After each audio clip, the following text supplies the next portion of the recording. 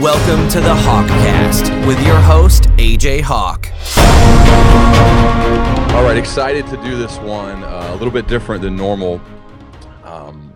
As you can see, the people watching is part of the HawkCast. I am here with my younger brother, AJ, and this is Ryan here, host of the Learning Leader Show. And we're going to do this as a joint episode, meaning we're going to release it on both of our platforms, the HawkCast as well as the Learning Leader Show. I will probably take the lead for the majority of this conversation, and then we'll have a good back and forth. So, H, thanks for being here. It's great to be here. Great to speak to your great educated audience as well. I know. It's going to be fun. So I want to kick this off similar to how I normally would, because I think it's the reason I asked this question is it's really important to me to hear from world-class performers from all over the world, the common themes that they've been able to pull apart from people who they've spent a lot of time around. And you have you played 10 years in the NFL, 4 years at Ohio State. Years before that, you won a Super Bowl. You've been elected captain multiple times. You're the Green Bay Packers all-time leading tackler. So suffice to say, you've spent a lot of time around people who have sustained excellence over an extended period of time. I'm curious, if you were going to pull out the pieces from those people, as well as obviously from yourself, what are some of the common themes or virtues of those people who sustained excellence over an extended period of time? Man, it's tough to nail it down to one for sure. That's always tough for me. My thoughts are everywhere, I think. But when it comes to that, man, being around like super high performers and guys that have seemed to always do the right thing and always be winning, I guess. I mean, one of the first guys that comes to mind, just as an example, would be Jim Tressel. I mean, that guy's the man. You had him on here on the Learning Leader Show, and he's so polished and so professional, but he's so like focused and narrow-minded, as in like whatever he's doing, he is all in. He's that guy. They say how like Bill Clinton, if you spoke to him, he's like staring right through you, and he's so present. And that's kind of how Coach Tressel is. So I think guys that are great at what they do, man, they're there. They're not all bouncing around, checking their phone, looking over someone's shoulder. They're not sitting there waiting to get their next word in. They're listening. They're curious. And I don't know, though, at the same time, I think obviously you know me better than anybody. There's something about everything, keeping everything simple. And you can't sit here and sometimes you can't describe it. Sometimes you can't. There's no like tangible evidence of why someone is the best thing, the best at what they do. It's just they work hard, they're consistent, they treat people around them all right, man. I'm like, all right, cool. I think you're gonna have a pretty good life, and you're probably gonna be gonna sustain excellence, as you like to say. Interesting. You said the word consistent. So this whole talk will probably jump around. I plan to go here later, but I want to ask you this question because I wrote it down and answered it for describing you. As you mentioned, I think I've known you since birth. We've been around for 30 plus years, whatever it is. This is going to be a podcast that will be listened to by our kids for the next however many years. I'd love for you to describe yourself. This is like an interview question I would ask somebody when I was hiring them to work as a sales professional. If you had to describe yourself and you could only use 3 words, what would you say? I have 3, by the way, that I'm going to share for you when you get done. Ooh. Well, the first thing that comes to mind is Dwight Schrute. So what do you say? Razor, Alpha, Jackhammer, whatever it is from The Office. That's, for some reason, that just popped in my head. 3 words to describe myself, man. I would say consistent. See, I should have thought these through before, I guess. See, just to let everybody know, we planned this to not share any of our notes or questions or thoughts before the podcast, so we thought it would be more real to do it this way. Yeah, okay, so I'm going to go consistency. Oh, man. I might have to hear yours, man. Okay. See, this is tough. I think anyone has struggles with speaking about themselves. I know, and I wanted this, so I wrote them down for you. And this was really hard because I made a list of many terms, then I had to get rid of them. So here are the 3 that I put. Consistent, number 1, same as yours. Self-aware, number 2. And thoughtful was number 3. Was that for me? Is that for me? That's for you. That's for you. I like the self-awareness. Self-aware and thoughtful. I'll share why, and then you tell me. Maybe it'll make it easier for you to talk about yourself now. Consistent, because for anyone who's followed you or your career forever, and it's not just your football career, but I think that's how most people know you, so they'll follow that. You've always been the guy who always was there for your teammates every single day. And everybody says this. I got to play with you for a few years in high school, and then other people in college at Ohio State, and then for 9 years in Green Bay and 1 year in Cincinnati, and who knows what moving forward. Everyone has said you always showed up every day early, you were prepared, you were ready. And then when the actual game happened, you were going to do your job 1,000%. You may not get 15 sacks in a season and 6 interceptions and flip your hair and do crazy stuff, but you're going to be consistently be there for your teammates. And so I put consistent as the number one for you. Do you want to react to that, or you want me to go on to the next one? Oh, no, I can react to it. I think as I've gotten older, that's what I've realized in every single aspect of life. Being consistent is the key, at least for myself. Just it doesn't matter. Just do it. Just show up and do it. And that's, you've heard me say before, it's really easy to work hard when you feel good. And everyone can kind of relate to that, I feel. There's so many days where people will wake up, the sun's shining, it's summertime, like, oh man, I'm gonna go for a run today, I'm gonna go get a lift, I'm gonna get a good workout, and you just feel good, and it's awesome.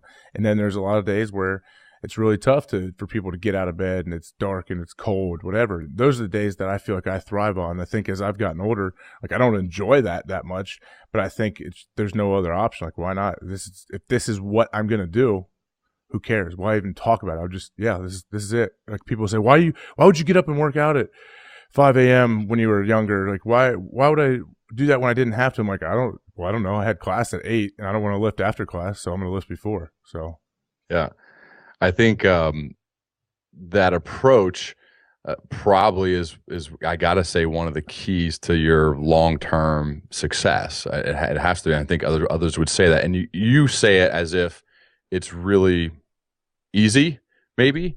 The hard work is hard, but easy meaning like, yeah, just what I do, when in reality, it's just not.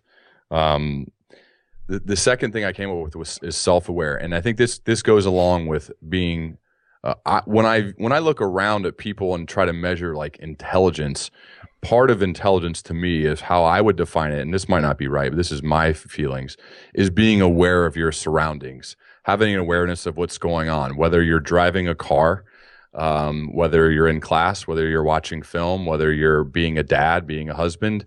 It's having an awareness of those people and the spaces and the things that's happening around you. And I think that's one of your strengths is being aware not only of yourself, but of your surroundings.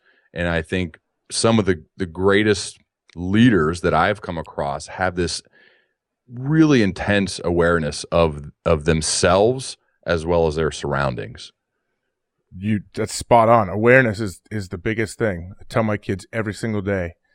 What happened there? Oh, that was there's some lack of awareness on that person's part. We were in the car the other day and someone rear-ended somebody in front of us. And my daughter chimes in from the back seat. Oh, Dad, he didn't have any awareness. I'm like, yes, that is correct.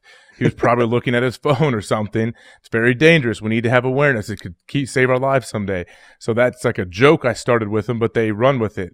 Because it's just like, how annoying, like, to you, I'm sure, in being in the business world, it's crazy how many times that happens where people just have no awareness, where just the most basic things, like just open your eyes, look around a little bit, man, and get a feel for the situation, and then make your decision. Don't just blindly stumble through things.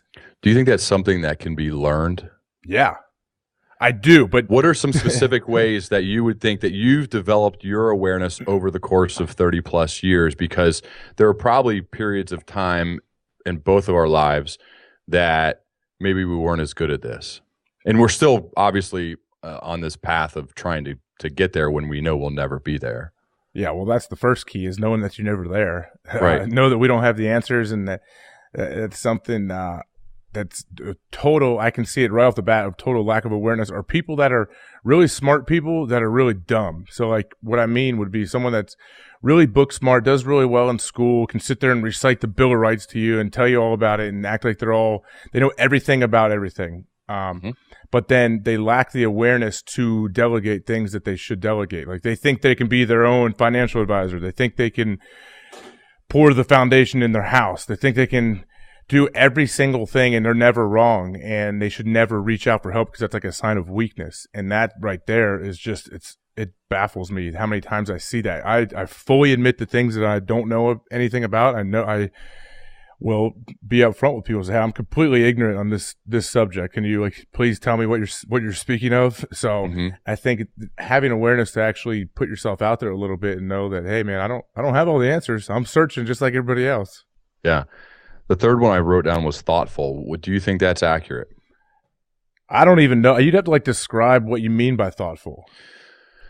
Thoughtful is a combination of caring about other people and having a curious mind, meaning you're going to constantly think about how whatever you're doing is going to affect others, specifically the people closest to you, most importantly, like, Laura and the kids and us.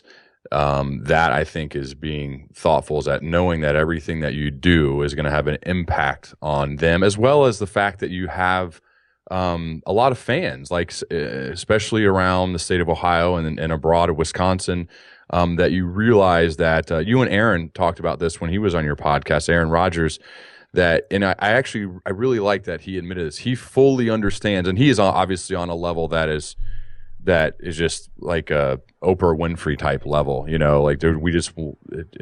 we can't even understand what it's like, even though you've spent a lot of time around him, but understanding that the things you say, the things that you do will have an impact on other people more so than others in the world. For sure. Aaron, I think he showed a lot of awareness when we spoke about, he made some comments after a game when someone, I guess, yelled out during the national anthem, right, something about Muslims. Mm-hmm. And Aaron had a real thoughtful, he was very articulate, and he just explained how hate and bigotry won't help any of us and all this stuff. And he was disappointed by the guy, and the guy was trying to act like he was standing up for America and all this stuff, whatever.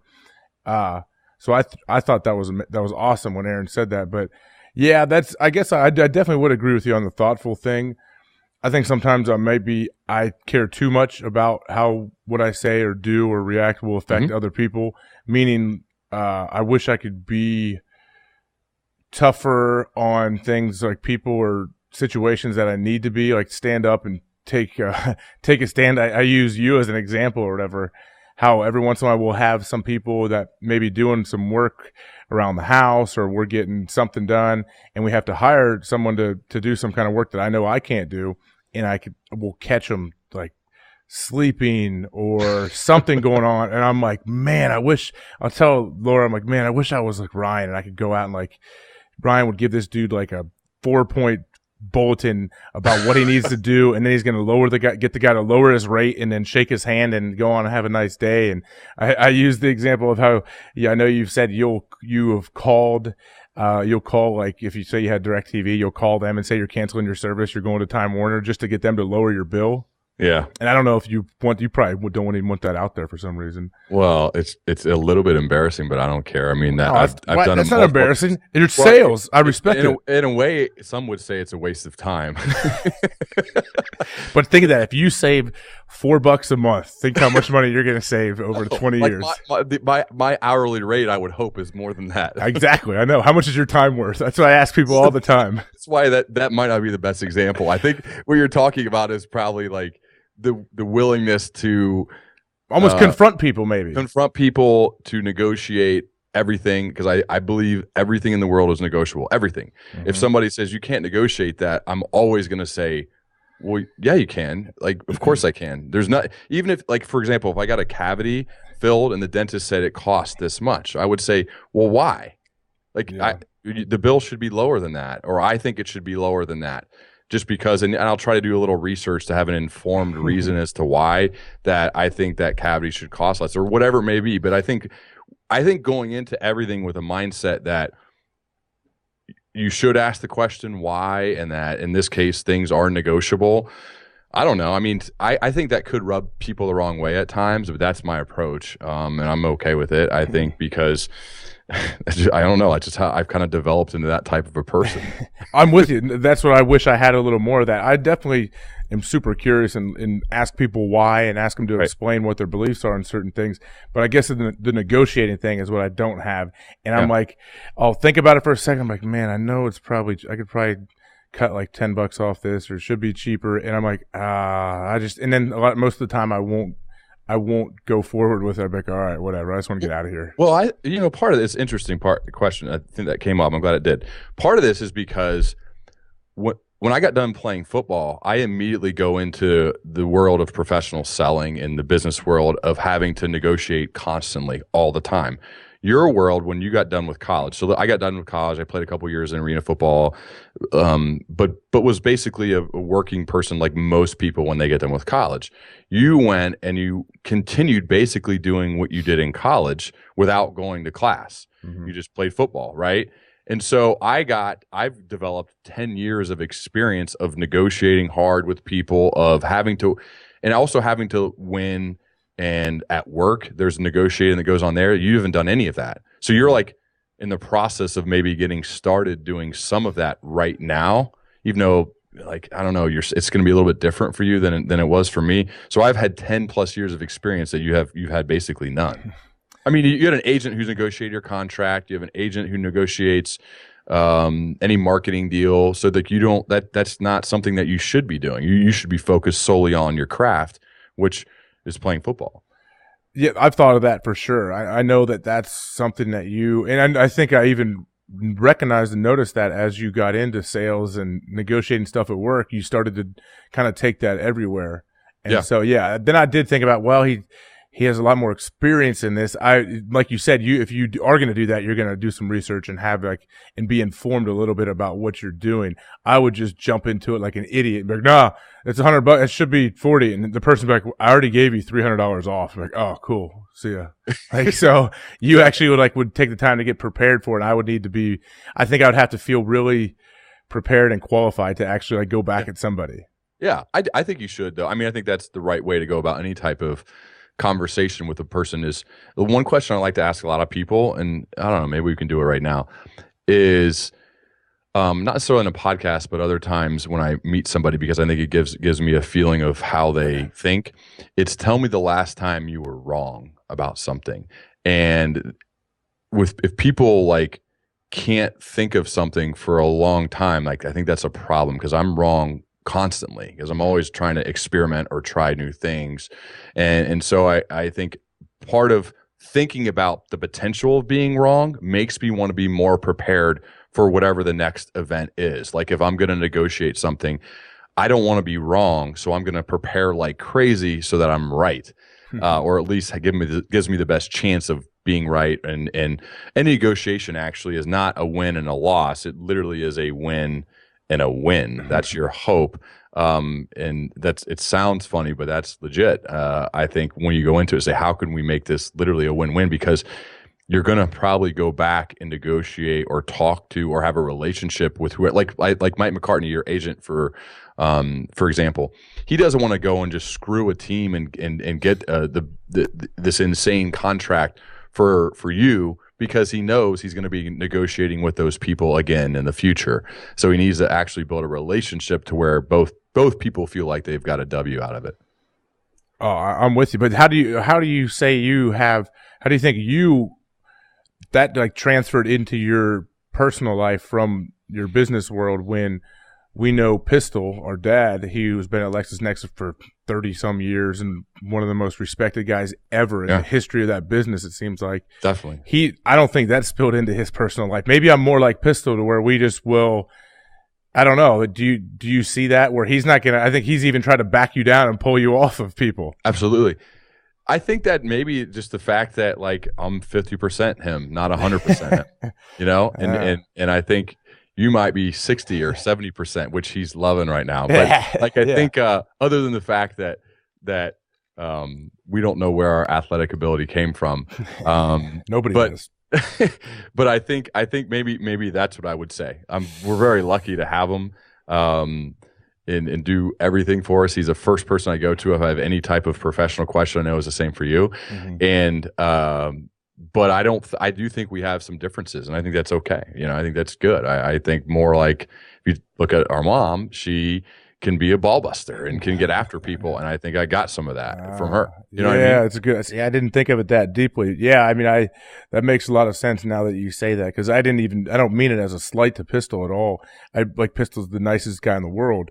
And so I think I have that little part where I'm not saying I'm the nicest guy in the world, but I have that part where man, if I come back at this dude or whatever, maybe we're a little too worried of how this person's going to view us. Absolutely. No, I think that's completely true.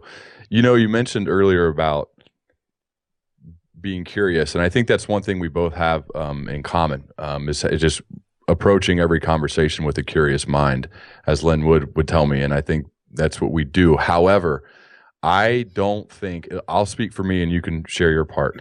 I haven't always been this way. This has been developed over time. I think let's go back to high school.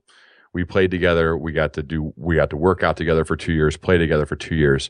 I followed those guys blindly without questioning anything. Whatever those coaches told me, I just did it and did it as hard as I possibly could. I would never even consider asking, why are we doing this? So I don't know if it's just from age or maturing or just what, I'm not sure. That's actually what I wanted to ask you. When you think about the curiosity that we've both developed, I wonder how and where maybe how that got developed. I'm with you. I'm the exact same way, where I would have done anything for our high school coaches. I still would. Those guys shaped everything about us and our foundation. All three boys playing at Centerville. Those guys set everything in our whole life on the right path. But I think that it's good sometimes, especially when you're younger, to blindly follow people in certain situations. It's very dangerous if you follow a big old douchebag that's going to get you hurt and going to put you in situations that aren't good for you. But I feel like we trusted those coaches. We might have had something in our brains subconsciously that realized, hey, these guys know what they're doing. We need to listen to them. And so I never once asked why. I don't even remember ever in my brain really complaining about all the crazy things that I did physically and mentally, where they never did anything hurtful, but just staying for hours and hours and running and doing all these little weird drills.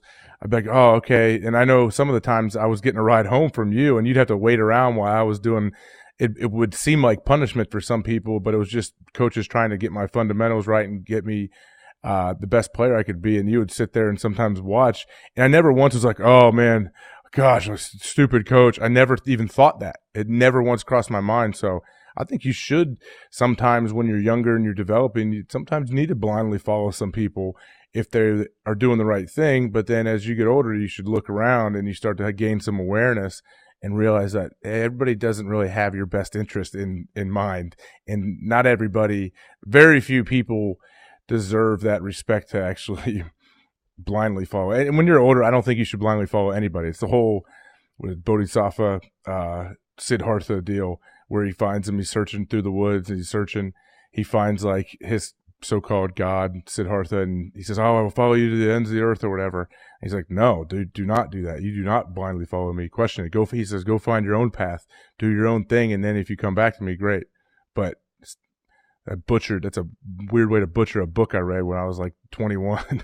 But right. I remember that part of it when he's searching for this guy, Siddhartha, I believe it is, and he finds him, the guy, and he's like, oh my goodness, I will do anything for you. And he's bowing to him, and the guy's like, what are you talking about? No way. It's almost like someone finding the Dalai Lama and wanting to be his little tag team guy and just hold on to his coat pockets. And the guy's like, nah. Dalai Lama's like, go do your own thing, bro. You don't follow me like this. You need to ask some questions. We talked about consistency, and so just let's relate it to my podcast. So as far as the Learning Leader Show is concerned, I've had a number of people, actually even former guests and others, say, dude, the quality is great. You don't need to worry about the releasing at the exact same time on the exact same day. And I have this fear that that would show that I'm not a consistent performer. And I don't know if that's an insecurity or what it is, but I like the thought of being consistent, and it almost holds myself accountable. And considering that was the very first attribute we both said to describe you, how do you think that is developed in somebody? Because you said earlier, and it was very simplistic, like it's just easy, and it's not to do that. I know, like trying to publish this thing on a regular basis. How could people listening or watching, if they're like, you know what, like this is somewhere where I'm just perpetually late, I'm not there all the time for my people, but I know I need to be as a leader. What are some things they could do? Man, there's so many things. See, that's when you say that, like, I'm not consistent with my podcast like you are. I wish I was as consistent, but for whatever reason, I like to try to get one out a week at least. Mm-hmm. Worst case scenario, 2, hopefully. But I don't have that consistent schedule like you do.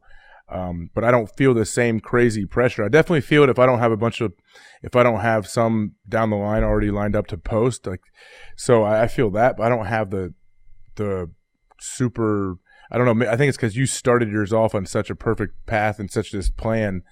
I can understand that for sure, but to figure out ways to be consistent, like I struggle telling or giving advice, and this is why this is why I won't be a coach for sure, because sometimes I don't know how to tell people what to do or how to make a tackle or I'm like, yeah, you could take the right steps, do all this stuff, but guess what? The dude can still juke you at the last second and you're going to miss the tackle. Like there's no black and white concrete way to get everything right, but being consistent, like just like actionable steps are easy. It's something, start like a routine, start something to where you, like you said, you're going to hold yourself accountable. And it's almost like the people, if you've heard some, like people that get sober or even like people that are become born again Christians, they have like accountability partners, I guess.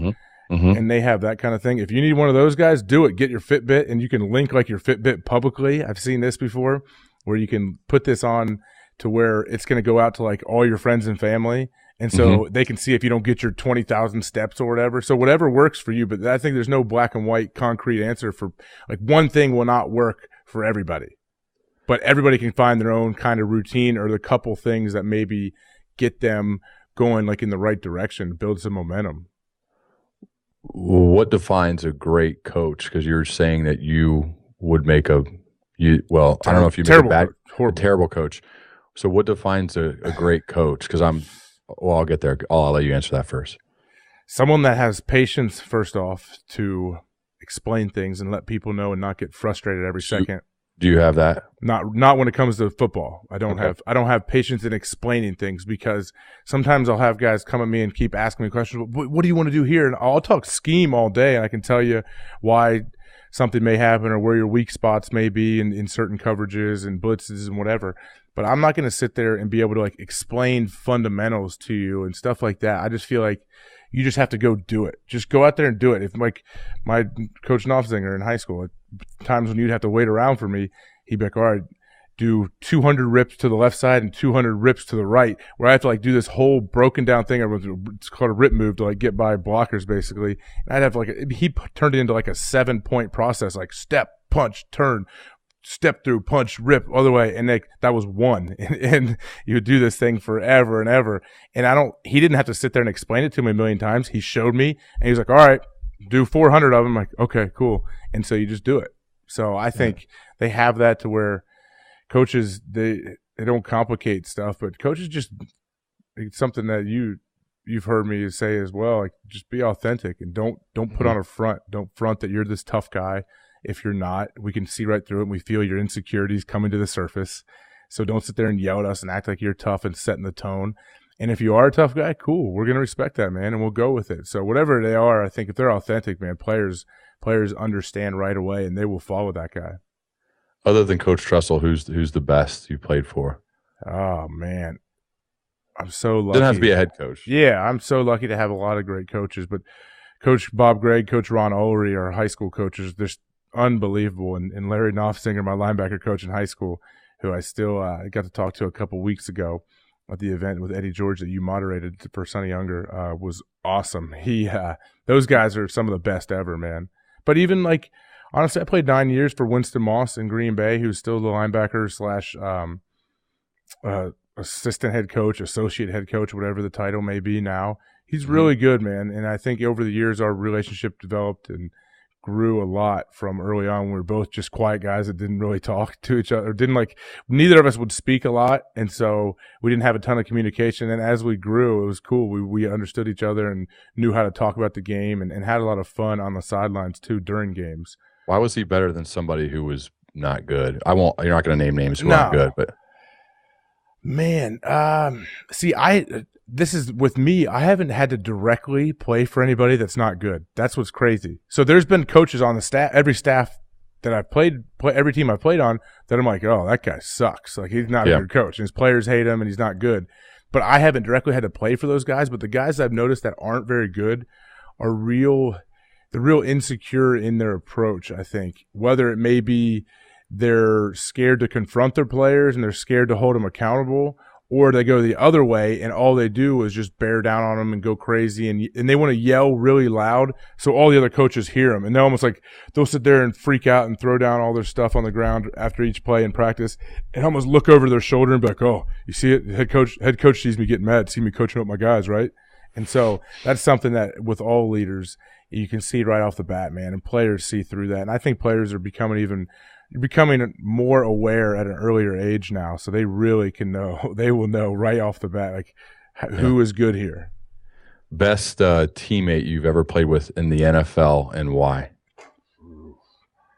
Best teammate, there's so many different categories, I guess, that I could put them in, but one of them, man. You can name more than one. I'm trying to. Yeah, I have a lot of guys on the top of my head. I mean, one of the best. It's easy to say, but obviously Aaron Rodgers is just one of the best quarterbacks ever to live. But just knows how to run a team, knows the ins and outs. And when he's in that facility, when he's there, he's a normal guy, and he has a perfect balance of getting on guys and letting them know that, hey, that your perfection almost is expected. I know you're not perfect, but I want you to make sure you're trying everything to be perfect. But then he doesn't do it over the top and doesn't go crazy and tear the guy's soul out and take all their confidence, because I've seen that happen as well. But or like alert the media when he does a summer throwing event.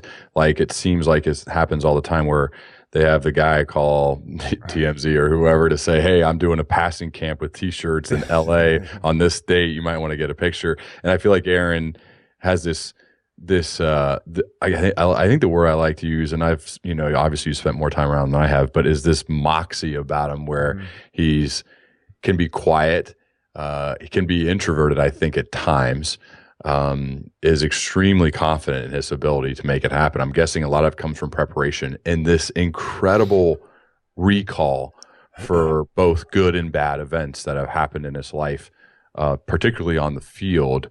I've found that from him and just the way he talks about it. Like, even playing golf with him last year, to hear him describe, I think he shot a 70, which is insane. And he could have just described any one of those 70 shots and the hole and what was going on and the club he used and all that. I think it just showed a level of kind of brain power that goes hand in hand with him having, all of the physical capabilities of being one of the greatest, if not the greatest quarterback of all time. Oh, I 100% agree. Another guy that popped in my head, two guys actually. Safety who's still there in Green Bay, Morgan Burnett, just an awesome guy, an awesome teammate, really wants to be held accountable and would always have like the team in mind and always has the team's best interest and never showed any selfishness, and just an all-around great teammate, and a guy I still text with to this day. And then a big D lineman named Howard Green, who was on the Super Bowl team. He was a vet. He came in, signed him, played with us that Super Bowl year, and man, one of the biggest plays of that game, he pressured a quarterback, like ran into Ben's arm. I think he pushed like the center of the guard into Ben Roethlisberger's arm, so the ball kind of fluttered in the air, and Nick Collins picked it off and returned it for a touchdown, which is gigantic. If you can get a turnover in the Super Bowl, it's big. If you can get a pick six, I mean, come on. Your chances of winning just went way up. So, but Howard, man, one of those like perfect awesome, big old strong D lineman that would come and ask you all the time, how are we? You good? You guys aren't getting touched back here, are you? And then like if he did have a play where he felt like he let a guy up, he would be all disappointed in himself. But he just a good team guy, man. I've had a lot of those guys over the years, but those two guys stuck out. I think it's Jordy too. I don't know if that was one that was up there. I'm sure Jordy's not even like a human. He's so not the Jordy Nelson. Yeah, Jordy Nelson. Not the he's so different than the stereotypical NFL superstar, let alone NFL superstar wide receiver. Like Jordy's not even. You can't even put him in the same category because he's just such a good normal dude from Kansas that has a ton of land back there and he loves to go work the land. It's like the movies when they have these kids that are that good and they're like, oh, he just wants to go drive his tractor or whatever. I'm like, well, Jordy, I've been back there with them. They're out there, we're herding cattle and doing all this like legit stuff, legit farmer. And his brother runs the farm for him back there. But when he's playing football, he is one of the most talented and smart guys I've ever seen. Like they don't make guys like that to where he's almost like he's not naive to it. He understands the game and he's very aware of the world he lives in, but he has no desire to take part in like all the weird, stupid, crazy ego stuff going on in the NFL. What's a story of maybe one of the most interesting or / funny things that have happened on an NFL field? Oh, so many of them, but I would say one of them I kind of referenced earlier here was when this dude, I forget the guy's name, Brady Papinga, good friend, great teammate in Green Bay. You know Brady well. Yeah. He's awesome. Brady is nuts in a good way, and some big O lineman was frothing at the mouth and yelling and going crazy at him and barking at one of our other players. Actually, I don't think it was even Brady. They were getting each other's faces, going back and forth. And Brady went and like kind of separated the two guys, the Green Bay guy, and then whoever this lineman was that was yelling. He's like, whoa, bro. and people that know Brady his voice is awesome. Brady said he looked at his teammate and he said, hey, whoa, bro. We know he's not. He said, that's just your insecurities bubbling to the surface, bro. And he said this to this big old 350-pound lineman. He's like, I know you're not tough. That's just your insecurities bubbling to the surface. And it like shut everybody down to like where the place went silent. We're like, oh my God, Brady. Like, and then now I'm like, Brady, you're 100% right. That was so true what you said there. And so I use that all the time when I see guys trying to like play this tough guy role. And it was just weird. You could see right through it. It was cool. I've used that since. Remember, I'm glad you brought it up. It wasn't what I was thinking you were going to say, but when you hear these people who like to chirp, and this is actually like Brady has taught me this from that moment. Whenever you might be on the verge of doing something big or which could be great, I would rather be a doer and not a talker. And I think there are people we both know in our lives who, whatever, I don't want to name an event or anything to give it away because I don't like talking negatively about people, but I think just in general, just go and do that thing, whether it's anything big in your life, prepare and then go get it done. We found a lot of people who will sit there and talk about what they're about to do all the time. And I think that's the Brady Papinga voicing their insecurities, wanting to get some adulation and some people to pat them on the back for something they haven't even done yet.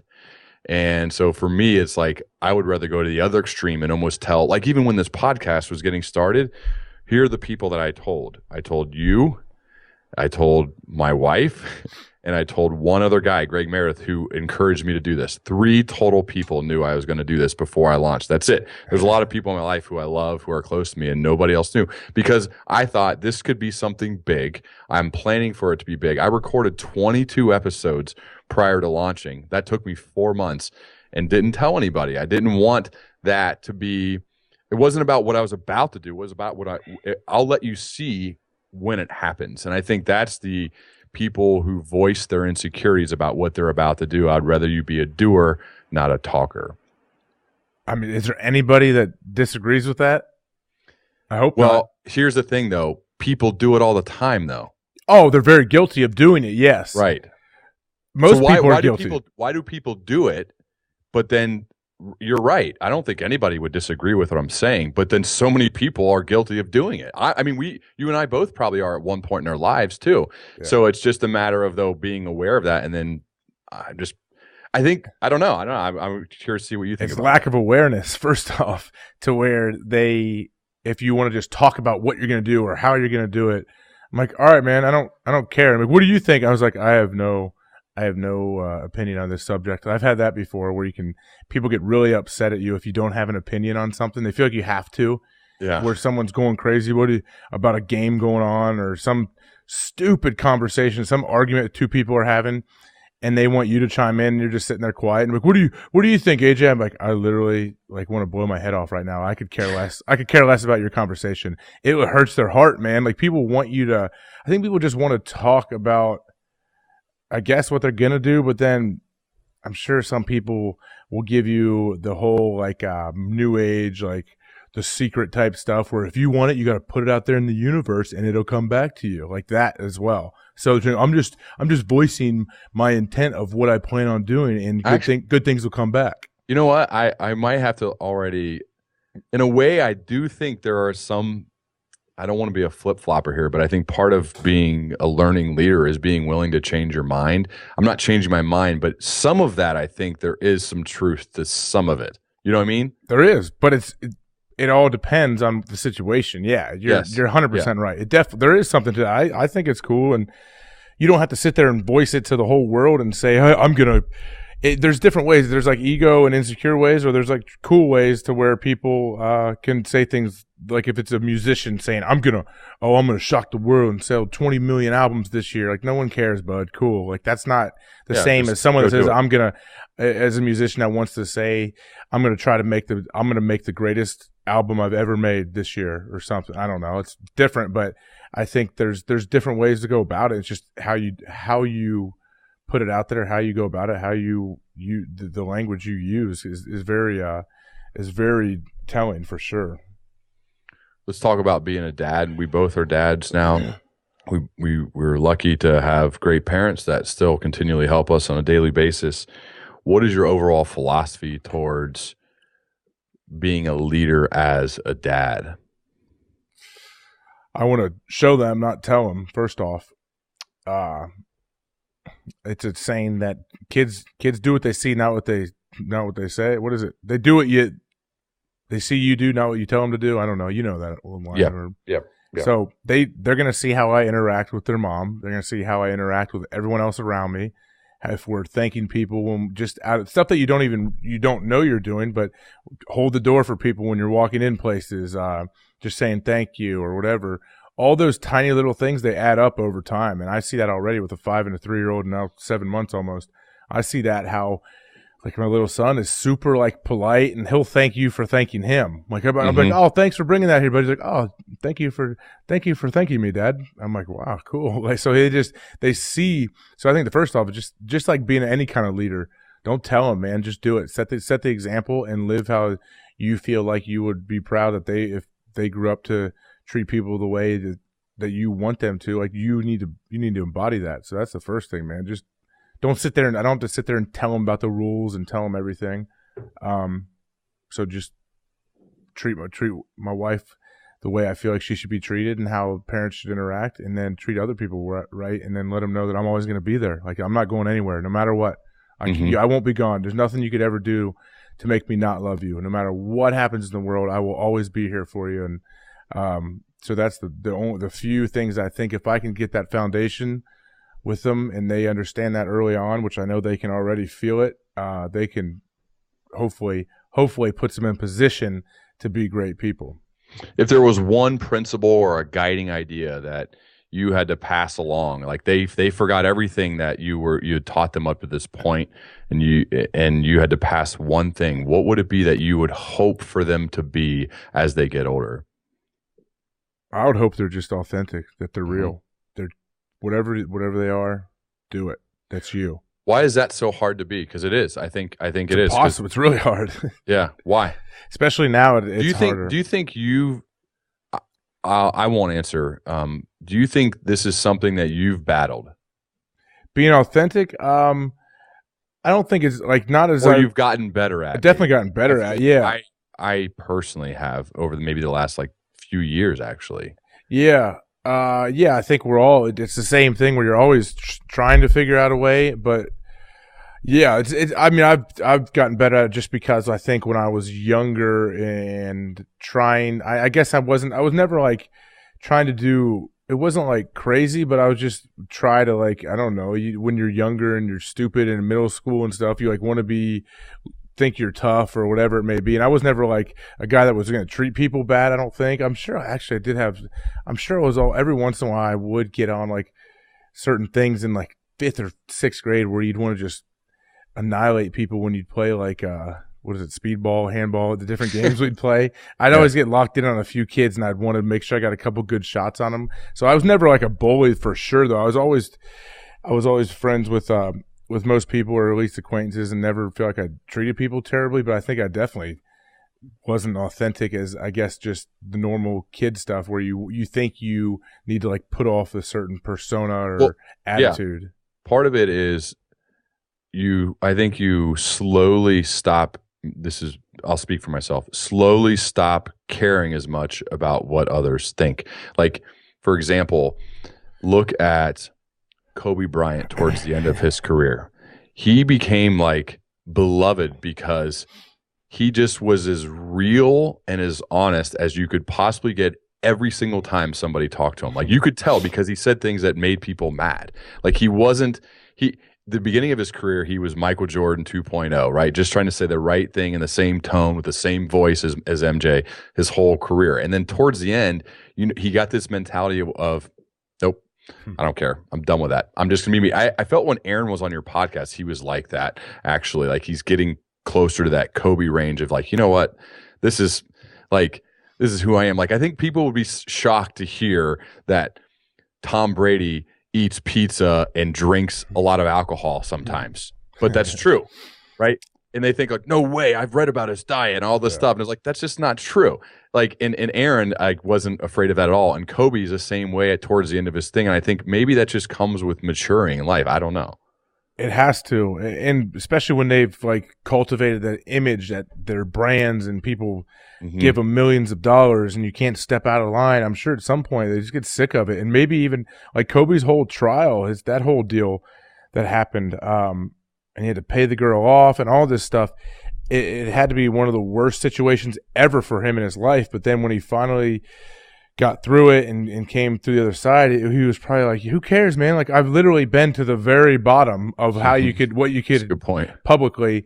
Why am I scared to say my opinion on certain things? So I think guys like that, and it gets with age. And I don't know, like I definitely respect people that are super out there and authentic and like really, really put all their stuff out for people to know. But I mean, I feel like I'm pretty much an open book and definitely am vulnerable and open to things. But at the same time, I don't think it's my place even to give my opinion on like the political race going on right now.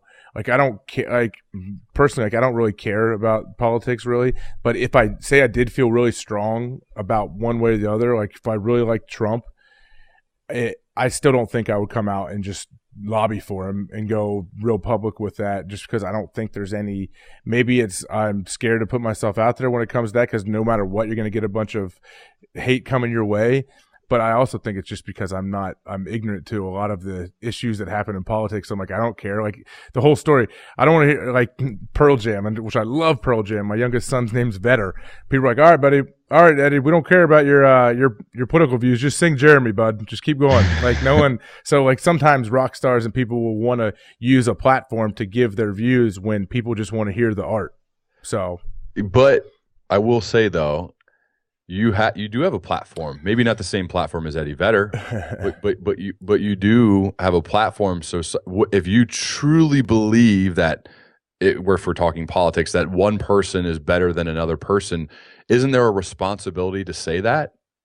Yeah, there is. I guess there is, but I would have to really truly believe it. What? Okay, pure riffing. What topic is that you just feel so strongly about that you would be willing to stand on your platform that you've built up over the years and be willing for people to get mad at you because they'll disagree with what you'd say? Like, is there something that you feel that strongly about?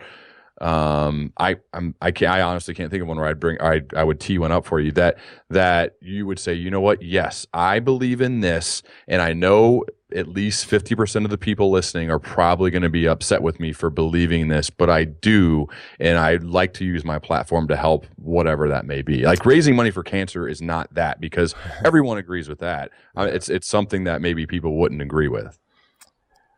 The only thing that I can think of that I actually feel strong about that people have asked me a little bit is that I remember texting you when I saw that documentary Trophy Kids. Yeah. And I saw the parents that are super duper, just overbearing, killing their kids. The one golfer dad, I've said on here before, please give me your number. I want to set up a fight. I want to set up a public fight with all of those parents. Like, yep. And I don't want to fight anybody. I've never, that's not my thing at all. But I want to sit down and talk to them and be like, you are absolutely wrong. How these dudes treat their little kids, these super young, like that little golfer girl. I feel so bad for her in that documentary, man. The dad is just freaking out, losing his mind over this girl playing some little golf tournament, and he like justifies his beliefs. So that's something I really feel strong about, is how you maybe support your kids when it comes to sports or whatever they're passionate about, how you do that. I will never ever think that is the right way to go about it, to sit there and try to live through them and make them, you give them nervous tics, you give them so many issues, and that's just something that I can't even talk about. It makes me so mad a lot of times. How will you respond if one of your kids plays sports and it's obvious that they have in their genetic makeup to be better than others, at least more naturally gifted, which there's probably a good chance that will happen. Not a guarantee, but a good chance based on the fact of who you decided to marry. You made a great choice. Better get her. She's going to listen to this episode now. I know. So, but my point is, and let's say they're out there, whether it's Lennon or Hendricks or Vet or any of them, and they just don't really care, or they don't give they're not like you. They don't give like 100% of the time, or maybe they're not a hard worker, because I have this fear. Trust me. How do you respond to that? You know, when it's there, you can feel it. Maybe you'll notice, like, okay, they got a shot, and they just don't do it. If they're really okay, so let's say you're saying they're really talented in a certain sport or whatever, but they don't have the drive to work hard at it. That's a great question. I would say I almost try to take what Robert Greene told me on here, that whatever they are passionate about, hopefully they are passionate about something. Yeah. I would try to really pump them up in that section. So say they didn't like basketball, but they loved, I don't know, drawing. Yep. Yeah, I was going to say that. They love drawing. I would try to jump behind them 100% when it comes to what they were passionate about. And then if for some reason maybe they saw how good they could become at that, maybe something would flip where they would realize, like, hey, I'm going to go give basketball a shot now. And then all of a sudden they get there, and they would, at least if they could learn hard work at something and get some reward from it, then it might turn them into what they're going to like what they really could excel at, I guess. But or maybe they become an artist. Exactly. Yeah. And either way, if I did jump on them and push them and say all this and say, aren't you glad, they all of a sudden say they get a scholarship and they go play basketball somewhere. And I would sit there. Am I going to be the dad that's going, see, aren't you glad I drove you to practice and made you go while you were crying in the car, and I kicked you out and I made you go to practice every night? Aren't you glad? And they'd be like, yeah, Dad, I'm really happy. As they go to their dorm room and start injecting heroin into their arm. Like, that's my fear. That's my biggest fear right there, is that when they do get away, they can't wait to get away, and like, oh my goodness, get away from my communist home of where I have to do everything that they say. Like, no, I'm going to put them in a position to make good decisions. So it's a tough, man. It's a fine line. I think it's really tough. And like I like to use pistol, our dad, all the time, man. He was always there, no matter what. He was there. Roll out of bed 3 a.m, and he'll rebound for you. He'll buy catcher's gear and catch for you. So that's what I try to model everything after, no matter what. Like my daughter, we just took her training wheels off her bike. So she's asking me all day, every day, Dad, can you come help me ride? And so I sit there and hold her seat and run up and down the driveway with her, trying to get her riding her bike. So hopefully, that will help her moving forward. She was riding with the training wheels, I noticed, but she came over to our house when you were at Josh Sitton's wedding. And I'm like, Lennon, it's time to take off the training wheels. Let's do it. You're gonna make it happen. So how did it go? Good. Right? I got her a bike at Dick's. I went and got her a Frozen bike and took the training wheels off, and she loves it, man. She can go like 10, 20 feet at a time, but she's at that moment where she has it. She can do it. It's just in her brain. Like she can't. You got to overcome the initial fear. That's all it is. It's like I tried to explain it to her when I first did a gainer off the diving board where you face forward and you jump out and you flip backwards. Yeah. I still remember the backyard pool. I did it for like 3 straight hours. I would jump and try to get it. I kept doing it. I would land. Ask Johnny Thomas about it. Yeah. Johnny was there. And you have this fear in your head of flipping backwards. All I pictured was Greg Louganis banging my head on the diving board. That's an old reference for the young listeners. And I did it. I spent 3 hours. I was exhausted. And then I did it one time. I hit it. I got my gainer and I was like, and it opened up a whole new world. And then I just did 30 in a row. And now I do them every day. Every time I go to the pool, I do it. And I'll jump. I can go off the side. I'll go off. I don't need a diving board anymore. So it's like, once you get it once, you're good to go, man. Once you conquer that initial thing, and that's all she's at right now. That's where she is. So it's coming, man. Week or two. Like it. All right, I got a few quick questions. The answers don't have to be quick. They can be. Let's say it's week 1 of the NFL season 2016, and your phone rings, and it is a coach of an NFL team, and that coach is about to tell you he wants to sign you to be their starting middle linebacker because they've had some injuries. Who do you want to be on that other end of the line? Oh, jeez. You're going to make 30-some coaches mad here. Well, first I'd have to know who all the head coaches were in the NFL, which I don't. Right. Well, probably then it's not going to be one of them. You're right. Oh, cross them off the list then. Major League. Man, I'm just kidding. I know. I'm doing a lot of broadcasting. I know all the coaches, people, Fox, guys at Fox, Jacob. I know. Man, I'll answer for you. I'd like you to, because I haven't I haven't thought that far down the road I haven't thought of I don't do that for some reason. My brain doesn't even need to. There's no I don't know what a great situation would be. I want it to be Bill Belichick. Oh, okay. That's an easy answer, but yeah, I mean, it's you could pick it. I mean, I could say Marvin Lewis, or I could say anybody. That mainly just because I want to know what it's like. So I want to hear what it's like to play for that guy and play with Tom Brady, because you already played with Brett Favre and Aaron Rodgers. To think about some of the and even Andy Dalton, how great of a guy and a player he is. It's the amount of you've put yourself in the position, so it's not luck, but the good fortune of playing for Coach Tressel, winning a national championship, making the absolute most of the opportunities that have come before you, and then you go to the NFL and you get Brett Favre and Aaron Rodgers and Andy Dalton for your year in Cincinnati. It's that's pretty sweet. I mean, that is pretty awesome. It is, yeah. I mean, that's a great. That's an easy answer, but it's very true. I have the same kind of feelings to where I think the Patriots have that, there's an aura, there's something about that culture there which everyone is just so curious, what's it like on the inside? Right. And I have so many buddies that have played there, and it's just it's a different world there for some reason. So yeah, that'd be very interesting, and any person wants to go somewhere where you can win, and we know the Patriots, especially as long as Tom Brady is there, they're going to win, even though he has a 4-game suspension or whatever. Yeah. But yeah, that'd be a cool call. If let's say you're in the middle of you got a big gig at one of the main networks, Regis and Kelly, yeah. Yeah, you backfilled Michael Strahan, or you're doing games with Joe Buck, or because Troy just said he's out, or whatever. Yeah. And you get that call. Do you go? Is it a guarantee that you go? Who was the call? I guess it depends on where it was, where that situation would be. That's part of your answer. It would definitely depend where. Yeah. Okay, so what are the determining factors if you decide to answer that call and say, all right, I know you're physically ready, you're mentally ready. I know that. So it's not about being ready. It's about if you would say yes. It is, yeah. It also depends on, I guess, the broadcasting job too. True. It definitely depends on a lot of different things, I guess.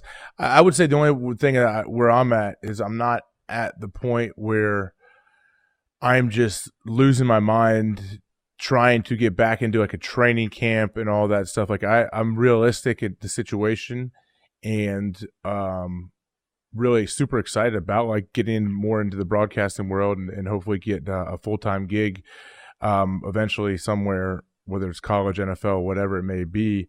But when it comes to teams, the determining factors, I mean, honestly, I just would want to go somewhere where I could win. I don't have any stipulations to where, I gotta be a starter or play 30 plays a game, blah, blah. Like, I don't have anything like that in my mind.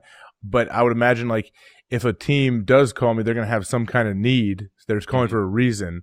So that would be, I'd have to see where it would be at and what the situation looks like, I guess, as far as depth. And are they trying to bring me in for like 2 weeks while a guy got dinged up a little bit or something? I don't think that's a great spot for me. Yeah. We were just at that golf tournament. Who was it? I forget the guy he walked up to and told you it gets easier every year that you're not playing. And so obviously this is a while ago for me, and I missed a lot of things from playing, and it was really hard. There's depressing moments. However, I never have missed training camp in August. So like, I don't know, like, and we're both, I think, grinders. Like that's where we really got prepared and ready to go.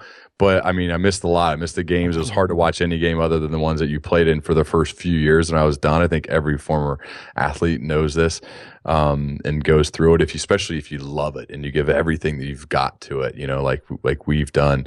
It's hard at first.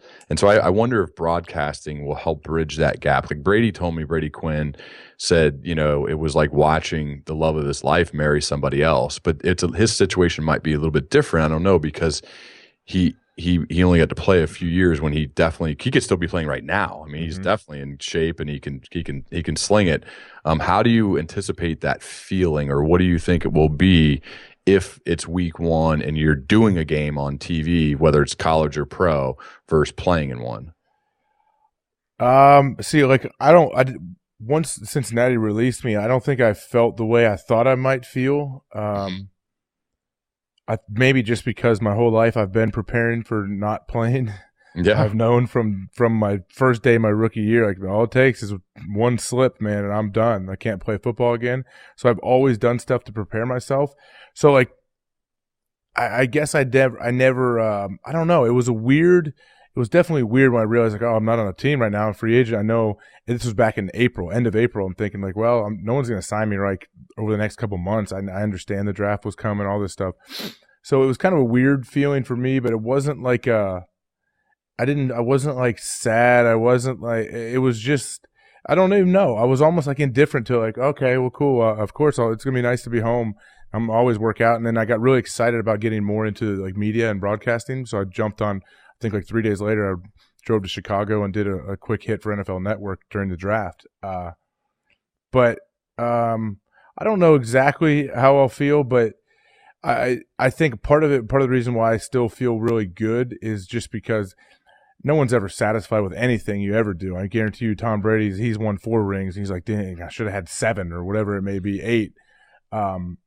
But I somehow got to 10 years, which I never thought I'd make it to 10 years. So I got 10 years and played 9 in Green Bay and 1 in Cincinnati and had great experiences everywhere. So that's part of it. Like, I don't feel like I missed out on a bunch or I was chasing this thing. Like, I'm really super fortunate to get a ring as well. That's huge for me. I love that happened in the 5th year I played in the league. But how I feel like watching it, I don't know. Like, I've watched different, obviously not live football that I'm not taking part of over a while, and I've done a lot through with TV, but I don't know. I'm sure it'll be weird, maybe just, especially when you know a lot of players. That's probably a different part of it, I know, where players that I played with, even in Green Bay, though, there's a lot, guys from my draft class are gone, but it's still a lot of good friends there. But yeah, we'll see, I guess, but I feel like I've prepared for a long time for it, and I have a lot of stuff that I want to do, and I've had a lot of things that I've planned on. And there's one thing Laura, my wife, said to me at one point. People always talk about, well, we should, like, I just wish you could go out, like, and Laura didn't. She asked me if I would, like, well, don't you want to go out on your own terms or whatever? And that's a thing that people like to say. you want to retire or leave on your own terms? And I was like, actually, no, I don't want to go on my own terms. I don't think I would go on my own terms. Like, I don't think I would just be like, oh, I'm cool. Like, see ya. I don't know if I could do that. I don't know what year that may be. I mean, physically, well, I'm sure it gives up on you, but I don't think you have to like be held to this thing where, oh, no, I'm a man. I'm going to go out on my own terms and tell them when I'm done. They can't tell me when I'm done. I'm like, no, I'm okay with them telling me when I'm done. Like, I'm all right with it. I really am. Like, I think everyone, if you're realistic, you understand too how everything works. And there's a billion different factors. 99% of the NFL, they tell you when you're done. Yeah. Oh, yeah. Like, I mean, I'm trying to think like they basically told Brett Favre when he was done. Like, they basically told Peyton Manning he was done. Yeah, you're right. Like, nobody wanted him. I mean, you know what I mean? Injuries are main reason, but I mean, that's just part of football. So I think that's normal. Okay, these are quick questions as we wrap up, as you would say. So you get to play a round of golf on any golf course, and you get to pick the 3 people, and it could be anybody in the world, living or not. Who are the 3 people, and where are you? I'd play Whistling Straits in Wisconsin. Kohler, awesome, one of my favorites. The 3 people. Should I try to like come up with really like scholars? Like, I'm a big smart. Aristotle, Albert Einstein. Like, people come up with like all these people. No, not those guys. I'd want it to be a fun round. So I'm going.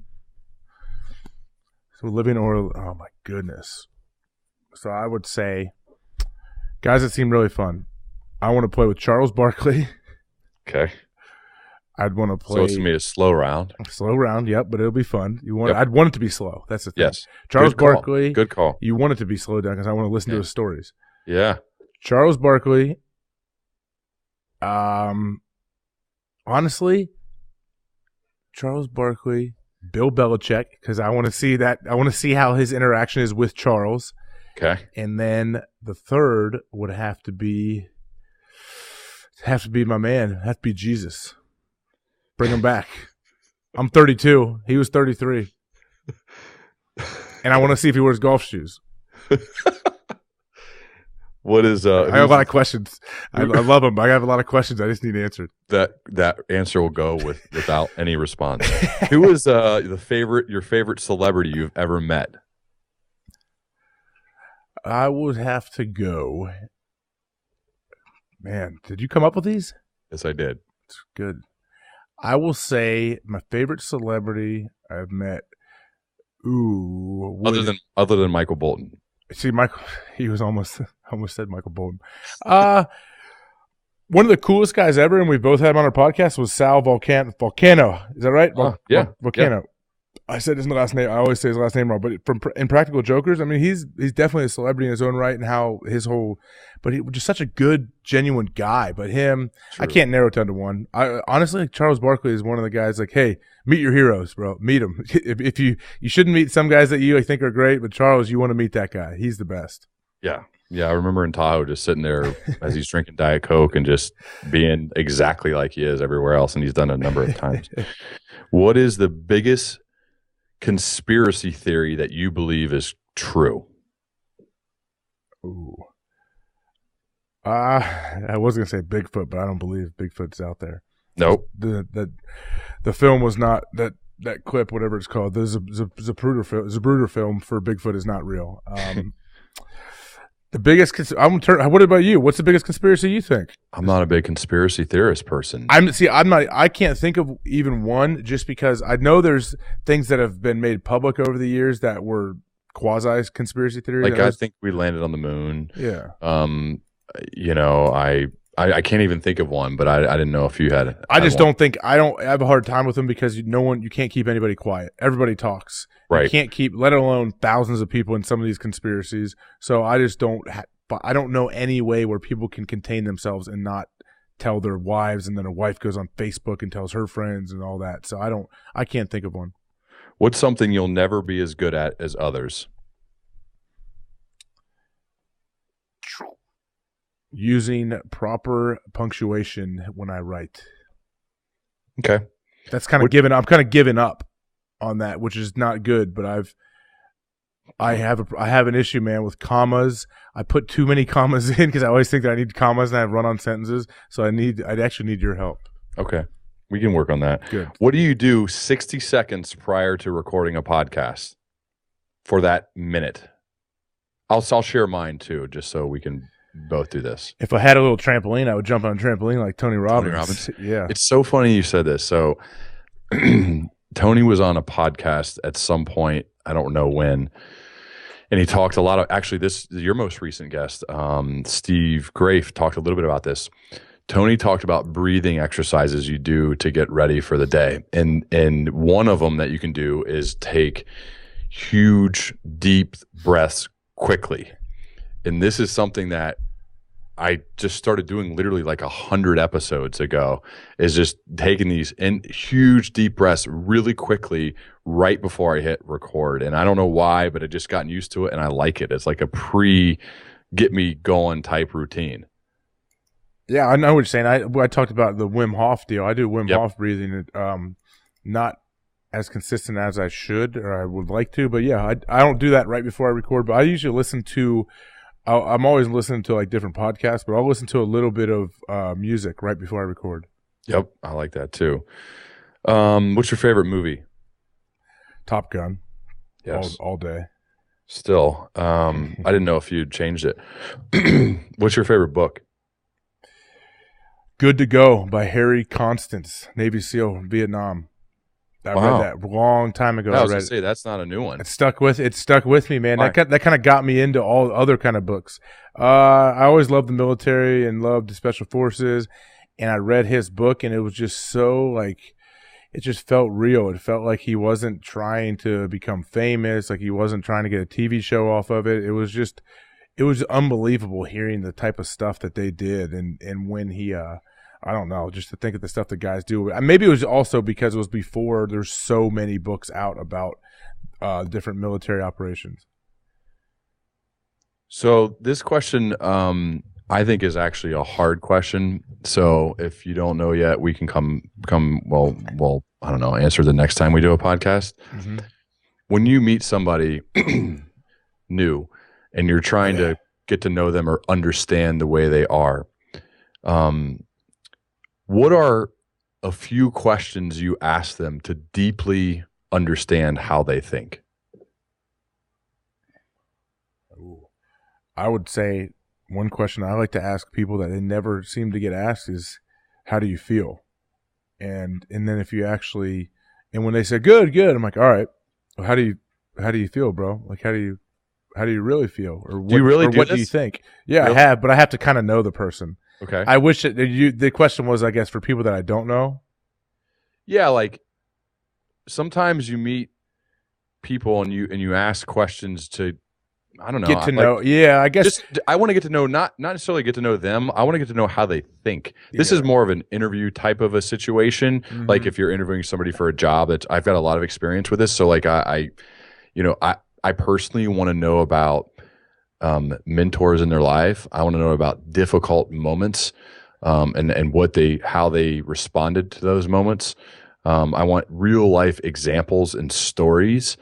So there's ways to ask those questions, I think, to that elicit, and part of it is being in the environment where they're kind of they're knowing that they're going to have to answer some questions. So it's not necessarily you go to a dinner party and you're like, hey man, tell me about your mentors in your life. I mean, I guess you could do that. And I'm not going to a dinner party. It could naturally evolve to maybe that coming up, but I mean, I think you know what I mean. Yeah, I mean, I would say if I kind of know the person, I love to ask like, how do you feel? Because if you think about it, no one ever asks anybody how you feel. I started with my kids, like, how do you feel? And they were like, oh, I'm good. I'm like, no, really, like, how do you feel about what just happened or whatever? And so no one ever gets asked that. But then I just like to ask people all the time, what do you think? Like, because I go on these long rambles about whatever, and I'm like, what do you think? Or if they're speaking on a topic, and I have a follow up, a lot of times I'll try to not give my opinion, and I'll just ask them what do you think? Even in an email, when you talk to people, if I'm telling somebody, like telling them what's going on or answering their questions, I'll still throw my opinion and what I want out there, and I'll end it like, well, what about you? What do you think? And just see, because I think no one really asks questions you just want to talk back. Mm-hmm. That's kind of how it seems like it goes a lot of times with people. All right, last one. How do you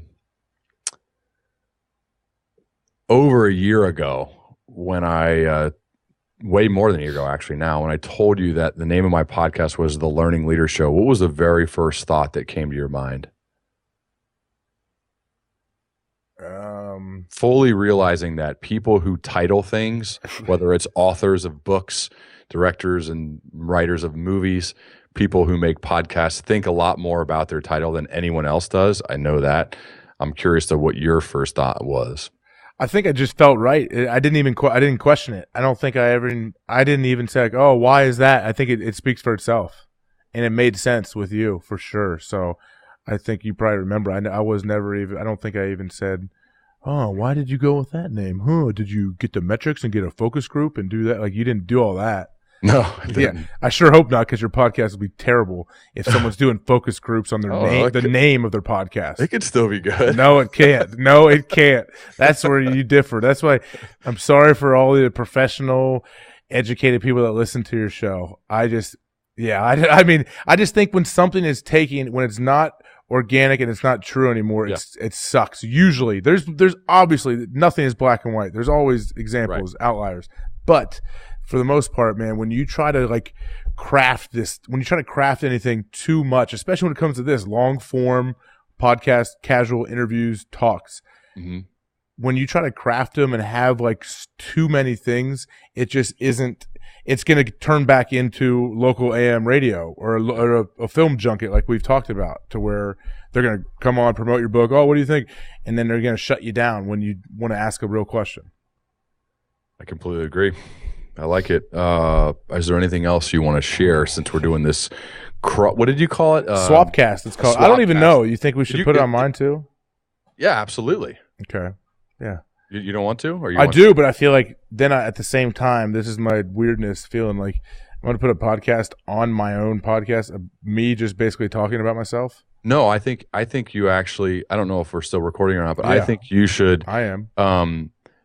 I think you should do more episodes either by yourself or like this, where people want to get to know you better. They watch you on other podcasts or they listen to you, they really like it. And I'm personally trying to do more of this too, and I haven't done it at all, so I need to practice what I preach. But you've got another level of. There's a combination of fame from football and your platform to now, there's a lot of people who recognize that you have this podcast, that they want to hear from you. They want to know what you think about these things, and they don't want to have to go to other places. They'd rather come to your place and get to know it. So I would absolutely put this on yours. Yeah. I'm saying that, I'm not saying to try to gain some of your listeners. I'm saying it purely because I think even if you did it by yourself or with anybody else interviewing you, I think you should do more of these types of episodes. The episode that we did when you got released from Green Bay, where you just were an open book, you shared how you felt, you didn't try to sugarcoat it or act like it was something different. You just got cut, right? You got released.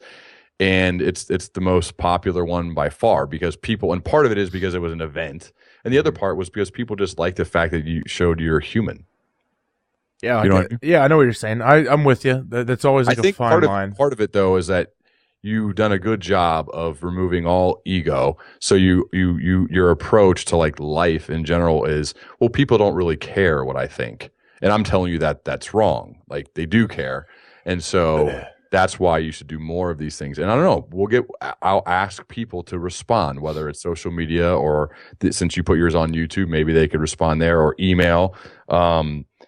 Maybe they'll tell you that you can listen to what your listeners and your fans think, or mine from on my website at learningleader.com. Let me know too. I think this is fun. This is enjoyable for me, and I believe it'll be enjoyable for other people too. I'm with you. Yeah, it's always the fine line of feeling like you're the not self-promotion or. Yeah, I don't know. It's a weird thing. I'm getting over it a bit though. I don't think you need a solo episode per week, because I know there are people who do that. Yeah. I don't know if I'd ever do that, but maybe one every few weeks or month. I don't know. Yeah. I don't know. That's the cool thing about podcasts, is we just kind of we can try things, and if it doesn't work, that's completely cool. We can just go on to something else. I think people enjoy experimentation, and that's what we've done. I've tried certain things that just flat out I thought were going to be incredible, and they just didn't work. And I've tried other things that I was really scared and thought, oh, I can't release this, and I do, and then all of a sudden it's like, phew, people are like, that's awesome. So you just never know. Yeah, you don't. I guess put it out there and let the people decide. You're right. Whatever. So it's all good. All right. Well, I'm not doing like the typical ending because like we talk all the time. So I'll probably text you here in about 15 minutes. We'll put this up hopefully within like a week of the recording date. It's going to be, we don't need to date it. It'll be listened to by our kids in 20 years. So that's what this is all about. That's right. That's right. All right. I like it. Thanks for having me on Learning Leader Show and the SwapCast, we call it. SwapCast. This is a new term. It's not new. It's been For around. me, it's a new term. For me, it's a new term. It's been around. I've seen some guys do it and they call it that, but yes. So thank you to your, so your second appearance on the Learning Leader Show, my second appearance on the HawkCast. Yeah. A little bit different time now, but I loved it. Let's definitely, if you want us to do more of these, I think it's fun. We'll probably do it regardless of what people say. Exactly. Yeah. If you want us to do more, let us know, but it doesn't. We don't care. We will do it either way. We'll do it either way. So it's all it doesn't good. matter. Yeah. All right. We're all done. Thanks, man. Yeah. We're glad you could join us for today's conversation. After you subscribe to the show, head over to thehawkcast.com or reach out to AJ directly on Twitter at @officialAJHawk to recommend future guests that will help us inspire people to keep talking. Thanks again, and we look forward to speaking with you next time on the HawkCast.